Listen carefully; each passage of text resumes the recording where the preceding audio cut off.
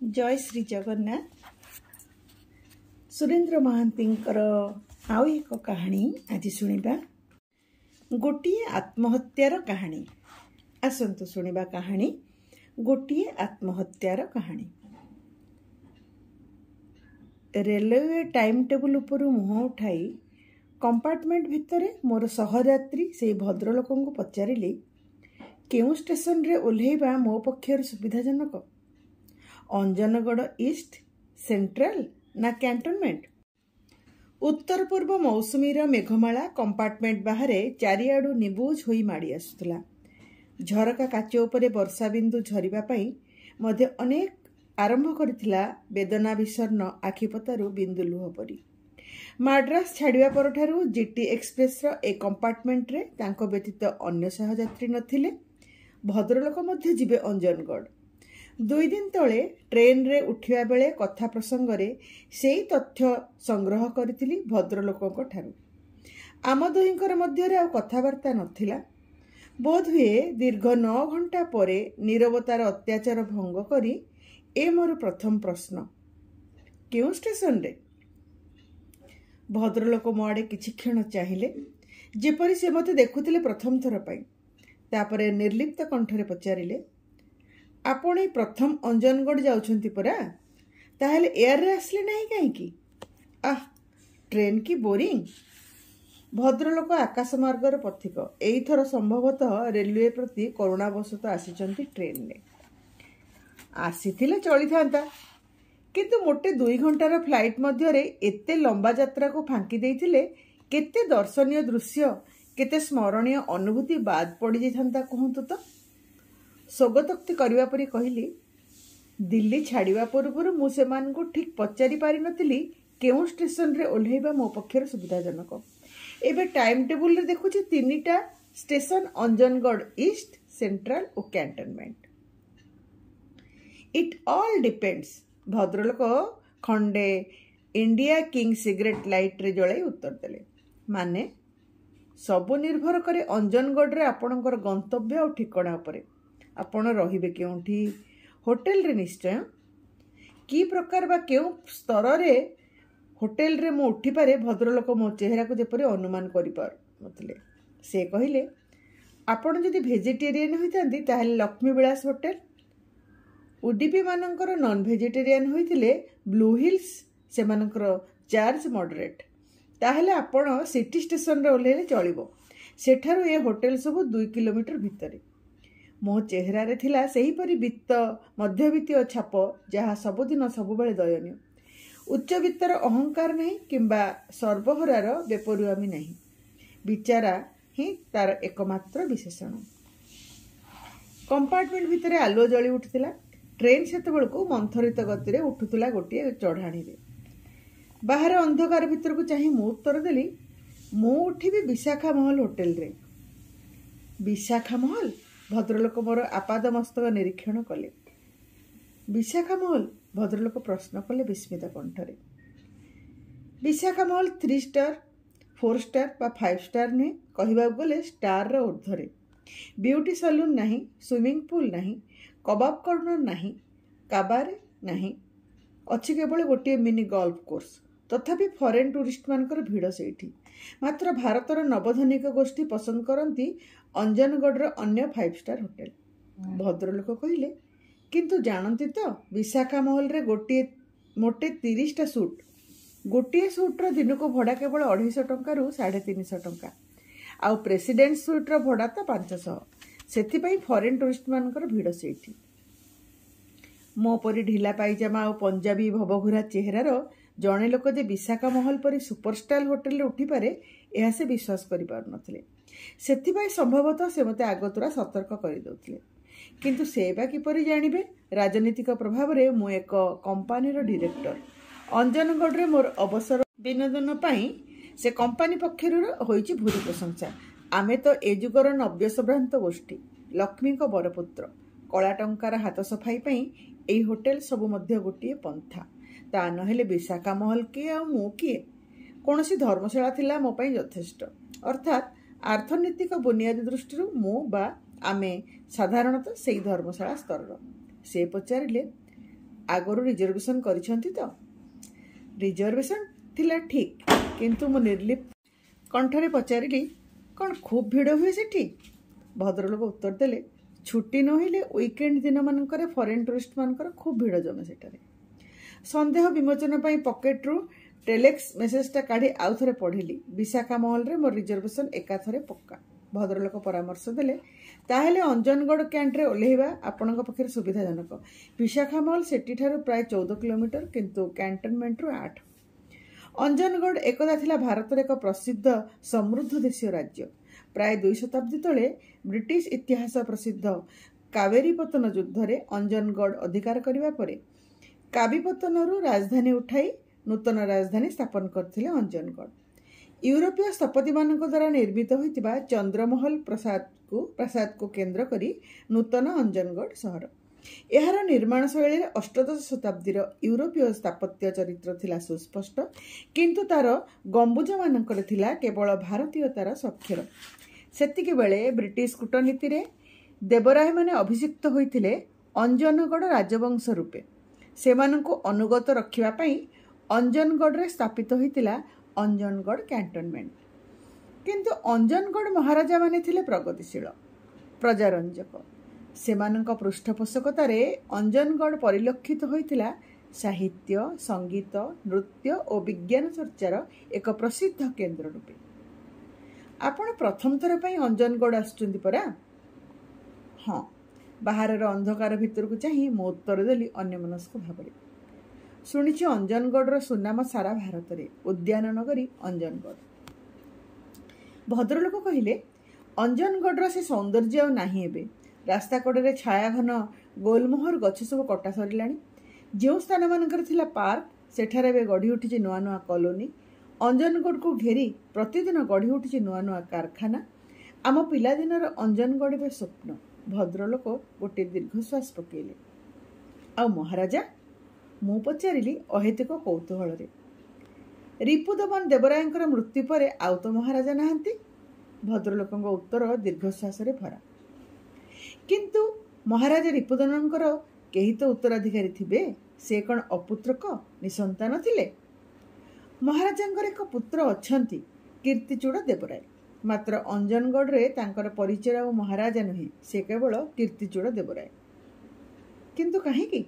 मोर कौतूहली प्रश्न रे विरति नथिला।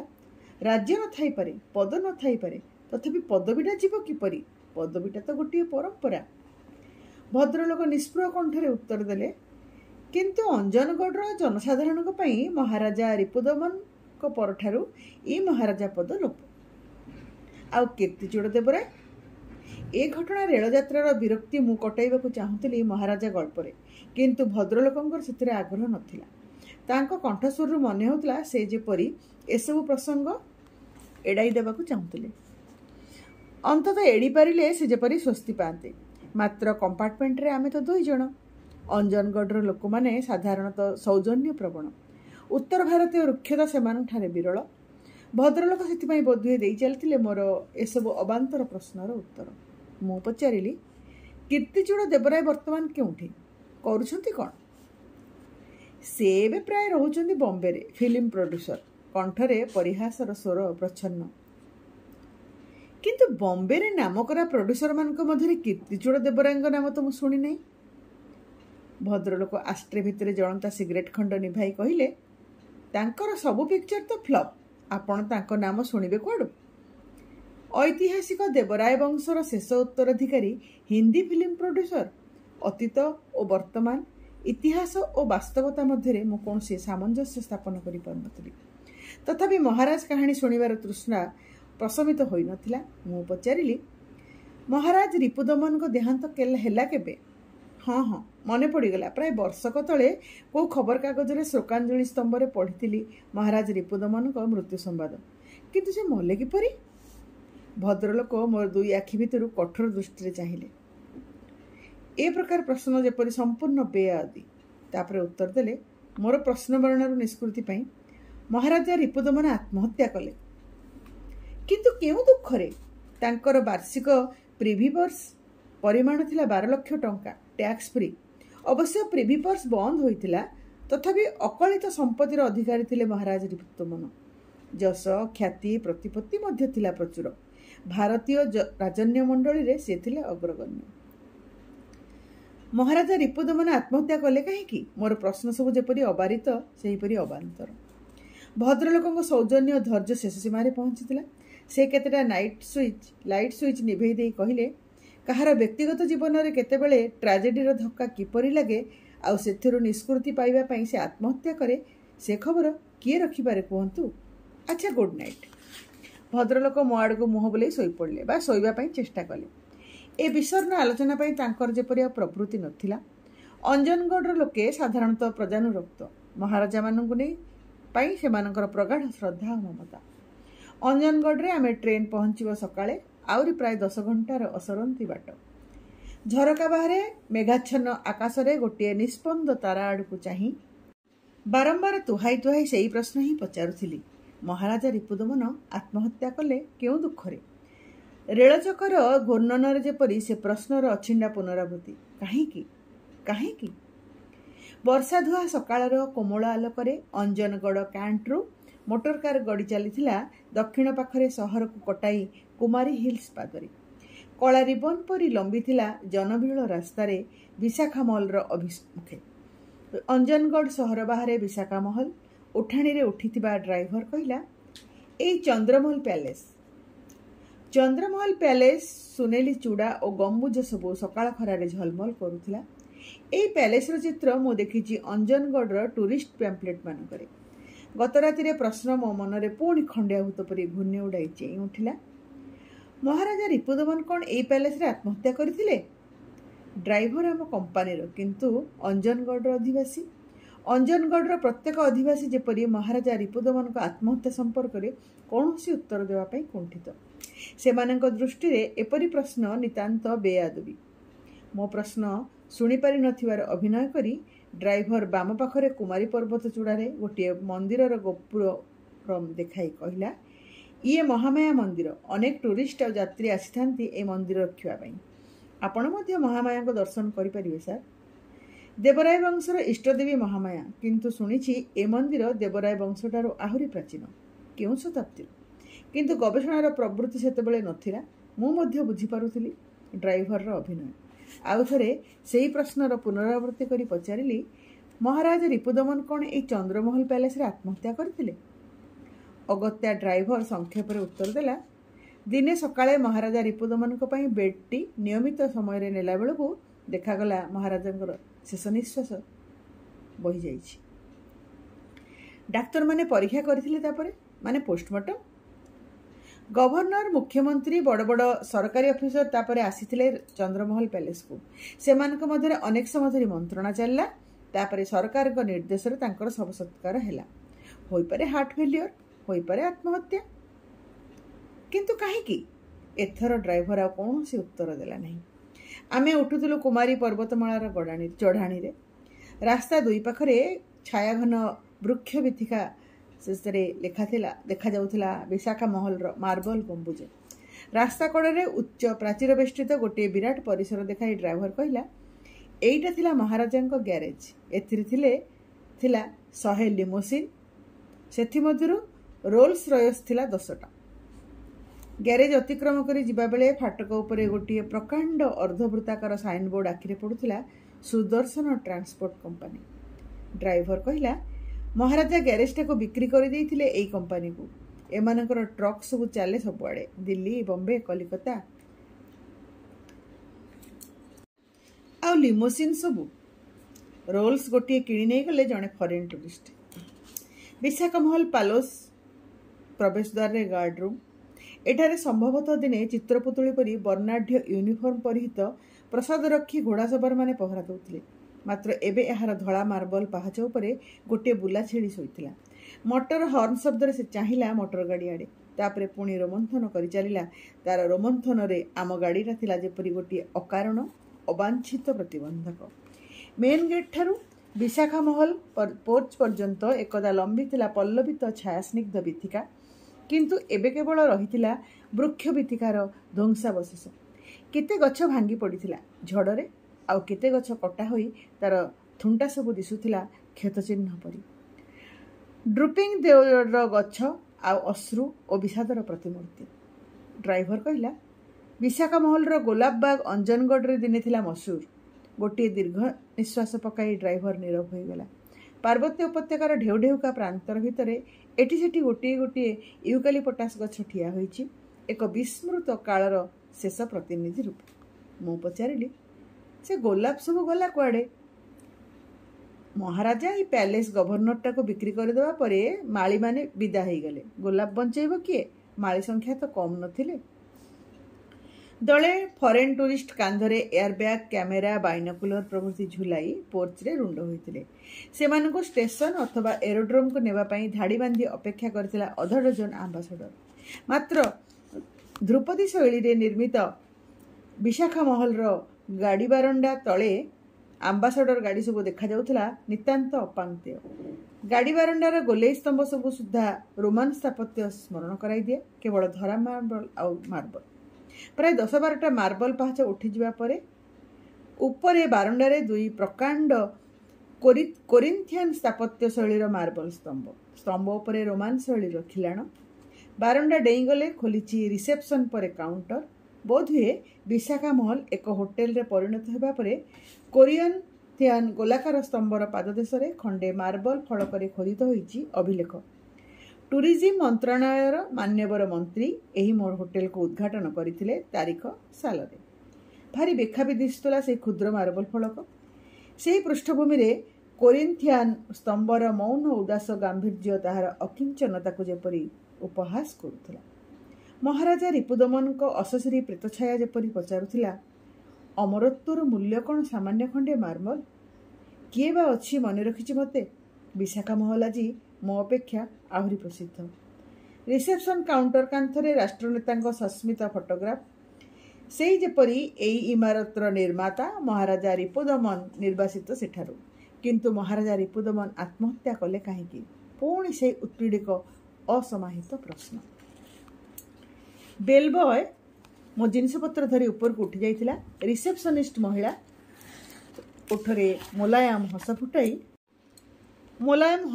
फुटाई कहले वेलकम सर, आपण को स्वीट फर्स्ट फ्लोर रे नंबर 15 ए रजिस्टर रे। विजिटर रे मोर विवरणी और स्वाक्षर लिपिबद्ध करी रिसेप्शन काउंटर सेपटे सुप्रशस्त लंच अतिक्रम करी पुणी गोटे चौड़ा मार्बल सीढ़ी उपरे फर्स्ट फ्लोर को उठी जाउथली क्षिप्रपादरे। दीर्घ रेल यात्रा पर मोर सेतेबेले प्रयोजन थिला कपे कॉफी आउ संभव हेले सकाळर खबर कागज। अन्य समय होइतिले लंच कांथरे झुलुता अंजनगढ़ पूर्व महाराजांकर ऑयल पेंटिंग मध्यरे महाराजा रिपुदमनकर प्रतिकृति मो अनुसंधान करिथांती। अलस भाव में लंच रे बुली बुली देखी जाती विशाखा महल निर्मित होगा बेले तृतीय दशक पीरियडर फर्निचर। लंच भितर समय जेपरी अर्धशताब्दी पछाई जाइतिला। मात्र सेथिपाई सेतेबेले मोर मेजाज नथिला। मो तरबर पादरे सीढ़ी सब डेई डेई चलती। विशाखा महल लिफ्ट नथिला। टिके अपेक्षा करिवे नहीं सर, पछकु फेरी चाहिली। एपरी अभिजात मार्बल सीढ़ी मान को डेई डेई जिबा जेपरी गांभीर्य और आभिजात्य को क्षुण्ण करथिला। सेतिकी बेले मोर परिचय होइतिला विशाखा महलर गाइड एन अंजनेप्पा सहित। कमीज कार्टून चित्र पिंधिथिले गोटे ढिला बादामी रंगर ट्राउजर, इस्त्री भंगा ओपन वेस्ट कोट। दुई कांध पाखरे कोटर माप संकुचित होइथिबारु हाथ दुईटा मणिबंधर प्राय इंच उपर को उठी जाइतिला। मात्र से एहा को ढांकी रखिथिले तळे गोटे मठा कुर्ता ढांकुणी रे, अर्थात कोटटा जे अनादि कालर प्रथमे देखिले सहजरे बुझा पड़ुनथिला। पादरे हले धूलिया चटी, कपाଳରେ भस्मचंदनर पुंडरीक बळी रेखा उपरे जरीदार दक्षिणी पगनी, आखिरे मोटा लेन्सर चश्मा। बयस केते हेई पारे 60, 70 हेबा मध्य असंभव नुहे। ये कौन एक ज्योतिष पामिस्ट मते शिकार पाइछंती। मो सर गाइड एम एंजनेप्पा। एते समय लक्ष्य करनथिली कोट पॉकेट उपरे खंडे कला प्लास्टिक पट्टी रे बड़ बड़ धड़ा हरफ रे लेखा एम अंजनेप्पा। अंजनेप्पा कहले केवल अंजनेप्पा कहले ही चलिबो सर, किंतु मु आपणकर कोन करि पारे मिस्टर अंजनेप्पा? मते अटकाइले काहेकि? पचारिली ईषद विरक्ति मिश्रित भद्रकंठरे। अंजनेप्पा उत्तर देले, अन्य गेस्ट माने जो भूल करथांती आपण मध्य सेया करछंती। माफ करिवे सर, मु गाइड तो ଆପଣଙ୍କୁ ସବୁ କଥା ଦେଖେଇ ନଦେଲେ ମୋର କର୍ତ୍ତବ୍ୟରେ ଅବହେଳା ହେବ। କିନ୍ତୁ କି ଭୁଲ କଲି ମୁଁ? ଆପଣ ବା କ'ଣ ଦେଖେଇବେ ମୋତେ? ଅଞ୍ଜନେପା ଗାଇଡ୍ ସୁଲଭ ଉଚ୍ଛ୍ୱସିତ କଣ୍ଠରେ କହି ଚାଲିଥିଲେ, ଏଇ ମାର୍ବଲ ସିଡ଼ି ତ ବିଶାଖା ମହଲର ଶ୍ରେଷ୍ଠ ଦୌଲତ। ଫରେନ୍ ଟୁରିଷ୍ଟମାନେ ଅନେକ ଫଟୋ ଉଠାଇଥାନ୍ତି ଏଇ ସିଡ଼ିର।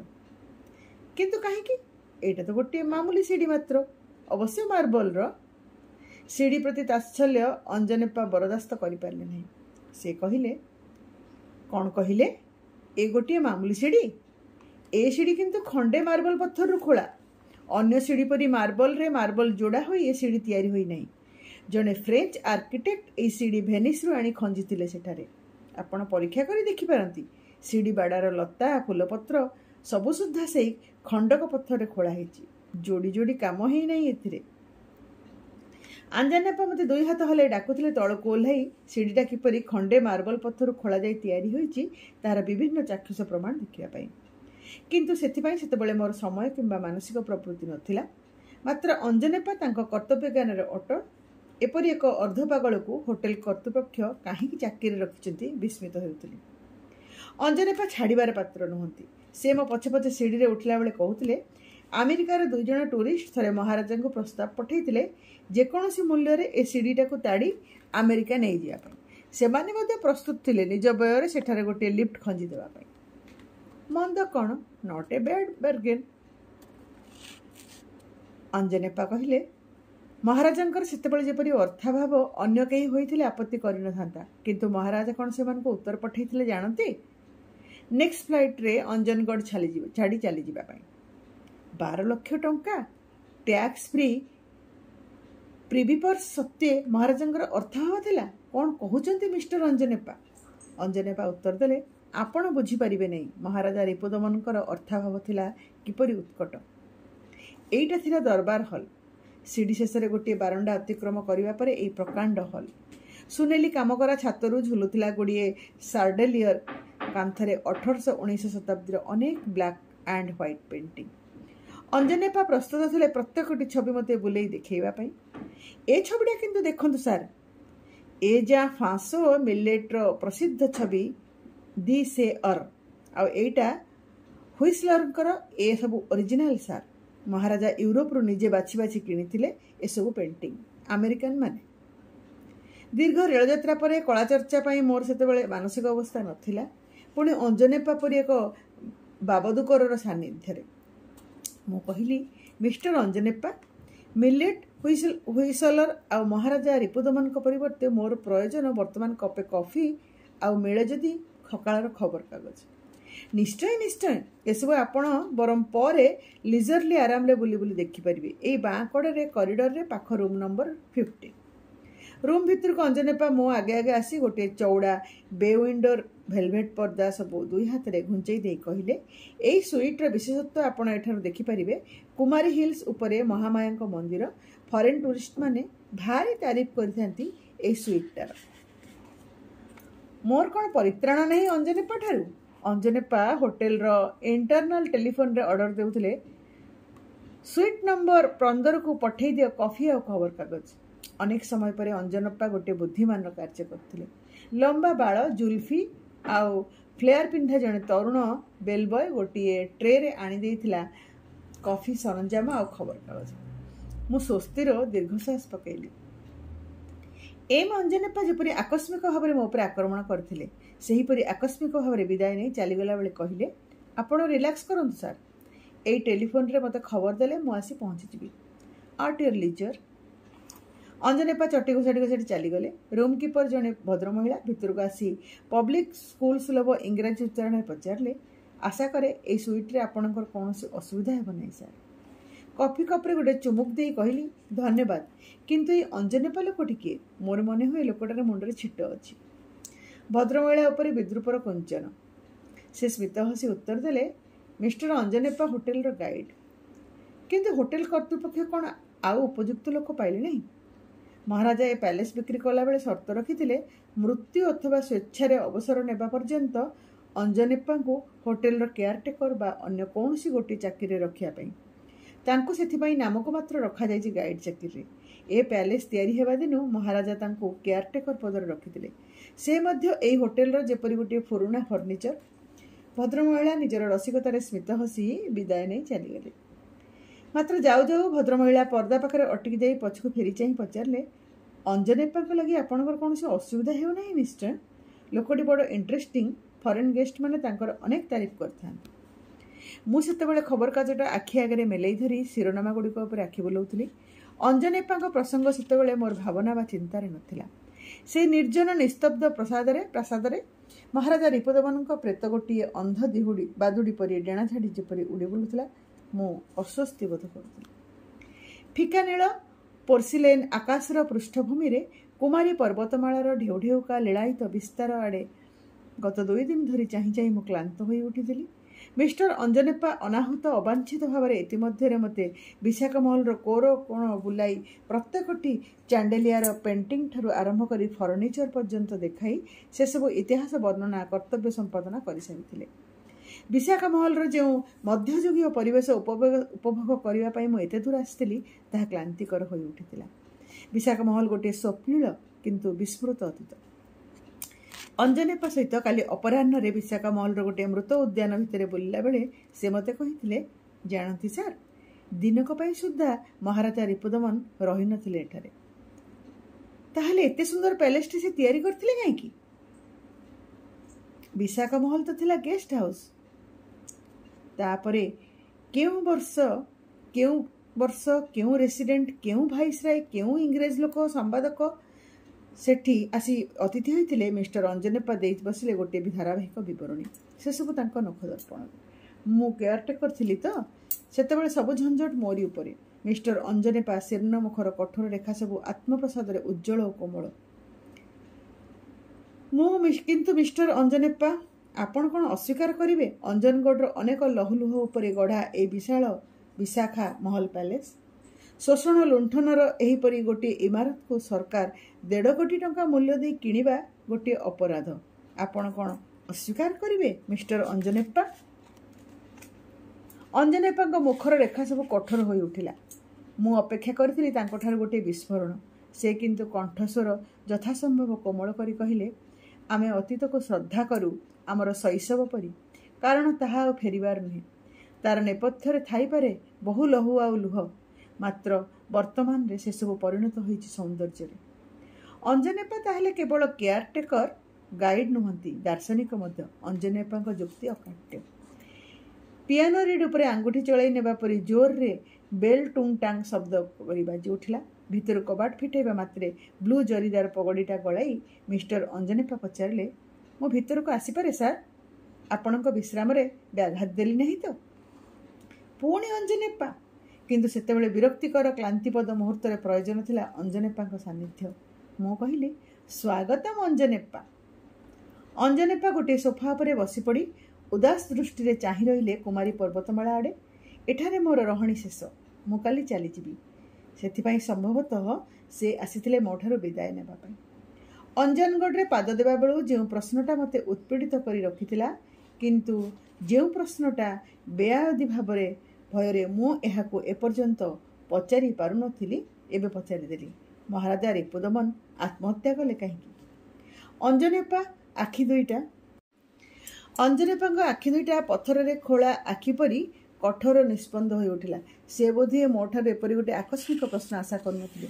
से पचारिले, ओ से खबर ताहले बाजिलानी आपणक कानरे, किंतु काहेकि? अर्थाभाव मिस्टर अंजनेप्पा संक्षिप्त उत्तर। ससरी रे गोटे भूत जितेबेले सेठार देखिथिले, मो बोधुए चमकी उठी नथांती। महाराजा रिपुदमन अर्थाभाव? तांको प्रिभियस वार्षिक परिमाण 12 लाख टंका बोली शुणुछि, टैक्स फ्री। किंतु प्रिभिपर्स थिला बेले सुद्धा प्रतिवर्ष महाराजा संपत्ति बिक्री करि चलथिले। एडिकम मोहन सिंह थिला एक दलाल, जो संपत्ति को से बिक्री करे 5 लाख मूल्य रे महाराजा को देखाए बिक्री होइछि 3 लाख रे। सेही टंका रे एबे अंजनगढ़ रे मोहर सिंह पैलेस।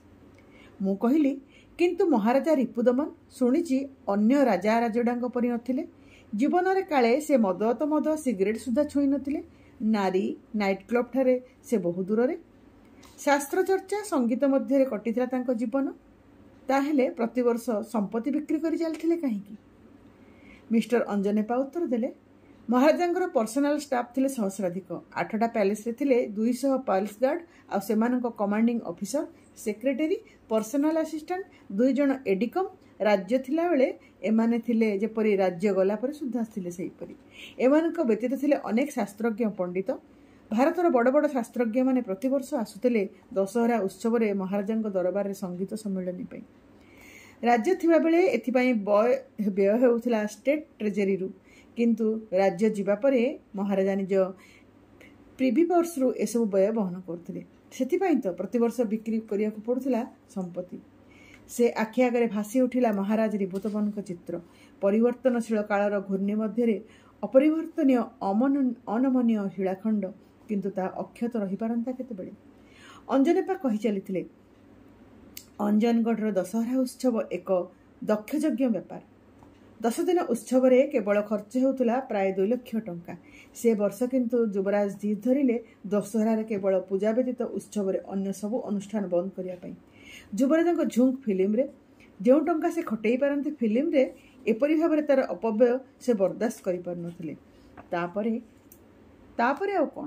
ସେଇଥିରୁ ବାପ ପୁଅଙ୍କ ମଧ୍ୟରେ ଝଗଡ଼ା। ଯୁବରାଜଙ୍କର ଜିଦ୍, personal palace staff, aide de camp, palace guard, ପଣ୍ଡିତ, ସଙ୍ଗୀତଜ୍ଞ ଏ ସମସ୍ତଙ୍କୁ ବିଦାୟ ଦେବା ପାଇଁ ପଡ଼ିବ।